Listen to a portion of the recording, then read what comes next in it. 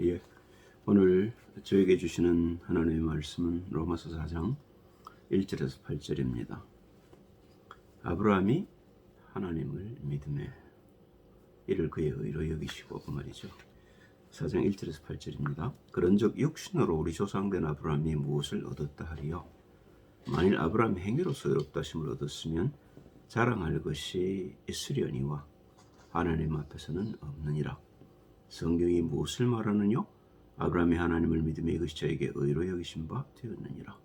일하는 자에게는 그 삭을 은혜로 여기지 아니하고 빚으로 여기거니와 이를 아니할지라도 경건치 아니한 자를 의롭다 하신 이를 믿는 자에게는 그의 믿음을 의로 여기시나니 일한 것이 없이 하나님께 의로 여기심을 받는 사람의 행복에 대하여 다윗의 말한 바 그 불법을 사하심을 받고 그 죄를 가려우심을 받는 자는 복이 있고 주께서 그 죄를 인정치 아니하실 사람은 복이 있도다함과 같으니라. 아멘.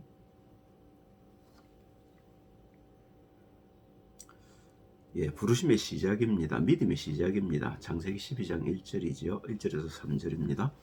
여호와께서 아브라함에게 이르시되 너는 내 본토 친척 아비 집을 떠나 내가 네게 지시할 땅으로 가라.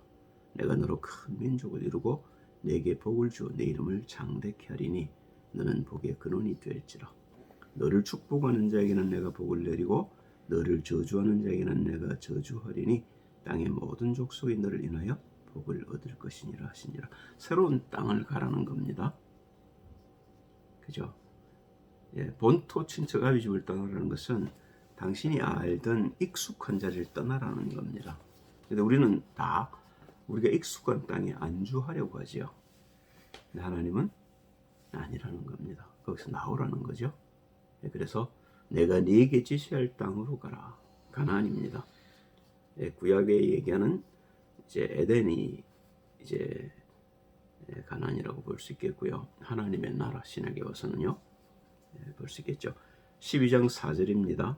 이에 아브라함이 여호와의 말씀을 쫓아갔고 롯도 그와 함께 갔으며 아브라함이 하란을 떠날 때 그 나이 75세였더라. 75세면 상당히 늦은 나이죠. 이때 아브라함이 믿음을 시작한 겁니다. 그런데 아브라함을 부르신 하나님의 이유가 있죠. 아브라함은 아담의 20대 후손입니다. 언약을 쥐고 있던 사람이란 말입니다. 그죠? 그리고 그 언약의 성취를 아브라함을 통해 사실은 이루어 가시는데 믿음은 쉽게 했습니다. 하나님이 뭐 가라니까 가셔야죠. 가야 되지요. 그런데 가서도 많은 어려움들을 겪습니다. 기근이 오고요. 그게 창세기 12장 10절이죠. 그 땅에 기근이 있으므로 아브라함이 애굽에 우고하려 거리로 내려갔으니 그 땅에 기근이 심하였습니다. 하나님이 가라는 땅인데 왔더니 문제가 있단 말입니다. 그죠? 우리가 신앙생활 하는데 이런 어려움들이 많이 있습니다. 그러나 그 어려움들을 하나씩 지나고 나보면 그 어려움을 주신 목적이 무엇이며 그 어려움을 통해서 내 아를 성취시켜 가시는 하나님의 과정들이 보이게 되죠. 그래서 실제로는 아내를 동생이라고 그러고 애굽 왕에게 아내를 빼앗기고 그리고 하나님이 간섭하셔서 이제 다시 사라를 찾아서 다시 돌아오지요. 창세기 13장 6절 9절에 보면 그 땅이 그들의 동거함을 용납지 못하였으니 곧 그들의 소유가 많아서 동거할 수 없었습니다. 그러므로 아브라함의 가축의 목자와 롯의 가축의 목자가 서로 다투고 또 가나안 사람과 브리스 사람도 그 땅에 거하였는지라 아브라함이 롯에게 이르되 우리는 한 고륙이라 너나 나나 내 목자나 네 목자나 서로 다투지 말자. 네 앞에 온 땅이 있지 아니하냐. 나를 떠나라. 네가 좌하면 나는 우하고 네가 우하면 나는 좌하리라. 롯에게 선택권을 준 거죠. 그래서 롯은 소돔 땅을 택하고 아브라함은 산지를 택하게 됩니다.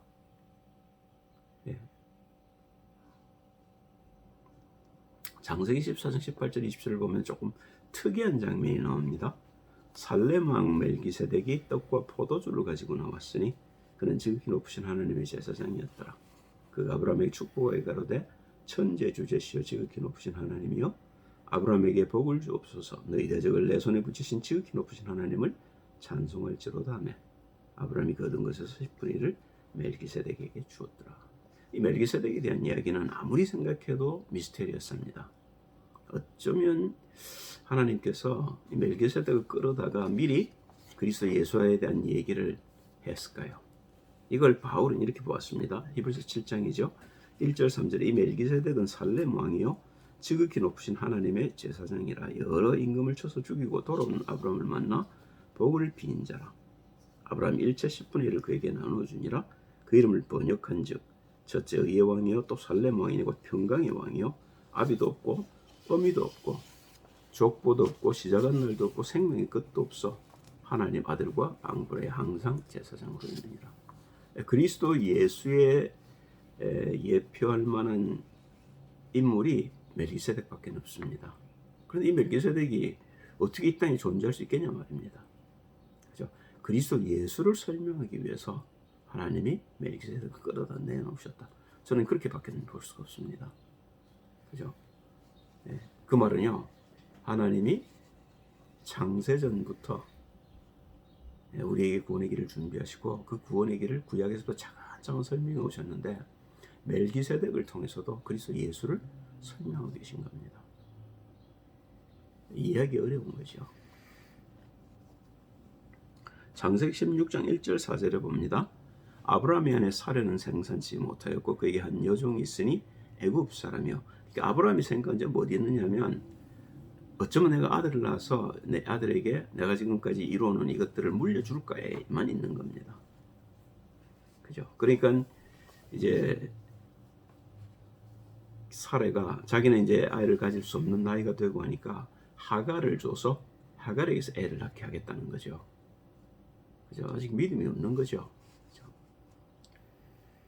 이름은 하갈이라 사레가 아브라함에게 이르되 여호와께서 나의 생산을 허락지 아니하셨으니 원컨대 나의 여종과 동침하라. 내가 혹그로 말미암아 자녀를 얻을까 하노라 하며 아브라함이 사레의 말을 들으니라. 아브라함의 아내 사레가 그 여종 애굽 사람 하갈을 가져 그 남편 아브라함에게 첩으로 준 때는 아브라함이 가나안 땅에 거한 지 10년 후이었더라.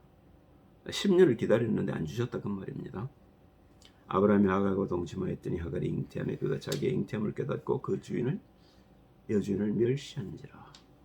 16장 15절 16절입니다. 하갈이 아브라함의 아들을 낳으며 아브라함이 하갈에 낳은 그 아들을 이름하여 에스마엘이라 하였더라. 하갈이 아브라함에게 이스마엘을 낳을 때 아브라함이 86세이었더라. 불신앙이 계속되고 있는 거죠. 창세기 17장 9절 14절에 드디어 하나님이 언약을 주십니다. 하나님이 또 아브라함에게 이르시되 그런즉 너는 내 언약을 지키고 네 후손도 대대로 지키라. 너희 중 남자는 다 할례를 받으라. 이것이 나와 너희와 너희 후손 사이 지킬 내 언약이니라. 너희는 양피를 베어라. 이것이 나와 너희 사이의 언약의 표정이니라. 대대로 남자는 집에서 난 자나 혹 너희 자손이 아니여 이방 사람에게서 돈으로 산 자를 물어나고 난지 8일 만에 할례를 받을 것이라. 너희 집에서 난 자든지 너희 돈으로 산 자든지 할례를 받아야 하리니 이에 내 언약이 너희 살에 있어 영원한 언약이 되려니와 할례를 받지 아니한 남자 곧 그 양피를 베지 아니하는 자는 백성 중에 끊어지리니 그가 내 언약을 배반하였습니다. 살해 주신 언약이란 말입니다. 그죠? 이 언약은 생명인데 우리에게 말씀을 아직 주시기 전이거든요. 모세오경을 주시기 전이니까 하나님이 직접 찾아오셔서 말씀도 하시고 그렇게 말씀하시던 아브라함에게 살해 언약을 주시는 겁니다. 그렇죠? 이 언약은 생명인데 이 언약을 통해서 이삭이 온다는 거죠.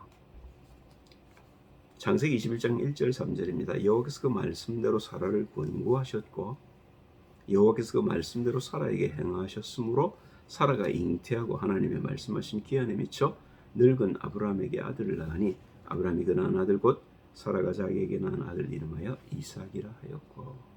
기쁨이란 말이죠. 우리 언약을 주면 기쁩니다. 언약을 알면 기쁩니다. 언약대로 성취되어져서 기쁜 거죠. 자, 이제 이 결론입니다. 마지막 시험입니다. 창세기 22장 1절 2절입니다. 그 일 후에 하나님이 아브라함을 시험하시려고 그를 부르시되 아브라함아 하시니 그가 가로되 내가 여기 있나이다. 여호와께서 가라사대 내 아들 네 사랑하는 독자 이삭을 데리고 모리아 땅으로 가서 내가 네게 지시하는 산 거기서 그를 번제로 드리라. 아들을 지금 번제로 달라는 겁니다. 그런데 보셔요. 아브라함의 자세입니다. 22장 3절. 아브라함이 이제 믿음이 생긴 겁니다. 아브라함이 아침에 일찍 일어나 나귀의 안장을 주고 두 사반과 그 아들 이삭을 데리고 번제 쓸 나무를 쪼개가지고 떠나 하나님이 자기에게 지시하는 곳으로 가더니. 그렇죠? 그런데 이제 가는 중에 아들이 묻습니다. 이제 종도 떼놓고 이삭이 가비 아브라함에게 말하여 가로되 내 아버지여 하니 그가 가로되 내 아들아 내가 여기 있노라. 이삭이 가로되 불과 나무는 있거니와 번제할 어린 양은 어디 있나이까. 22장 8절에 아브라함이 대답하지. 아브라함이 가로되 아들아 번제할 어린 양은 하나님이 자기를 위해 친히 준비하시리라고 두 사람이 함께 나아가서. 그죠? 여호와 이레란 말입니다. 22장 16절 17절에 보니까 가라사대 여호와께서 이르시기를 내가 나를 가리켜 맹세하노니 나보다 더 큰 자가 없죠. 반드시 이루겠다는 겁니다. 내가 이같이 행하여 네 아들 내 독자를 아끼지 아니하였은즉 내가 네게 큰 복을 주고 네 씨로 크게 성하여 하늘의 별과 같고 바닷가의 모래와 같게 하리니 네 씨가 그 대적의 문을 얻으리라. 이게 결론입니다. 네 씨가 대적의 문을 얻는단 말이에요. 다시 말하면 이삭 후손으로 올 그리스도 예수를 예표하고 있는 겁니다. 그게 그가 와야 사단의 모든 권세를 결박하고 우리가 하나님께로 나갈 수 있는 길이 열릴 거라는 거죠. 그죠? 드디어 우리가 흑암에서 벗어날 길을 하나님이 열어주시는 거죠. 마태복음 4장 17절에 보면 이 주님이 오셔서 마귀에게 시험을 받으시고 세례요한에게 세례를 받으시고 성령이 이끌려 광야로 나가셔서 40일 동안 마귀의 시험을 받으시고 이기고 나신 뒤에 나와서 하시는 첫 번째 말씀이죠. 이때부터 예수께서 비로소 전파하여 가라사대 회개하라 천국이 가까웠느니라. 드디어 이제 하나님의 나라가 이 땅에 온 겁니다. 그죠? 우리가 묶여있던 그 흑암의 권세에서 드디어 벗어날 길이 열렸다는 말입니다. 그죠? 이게 믿음입니다.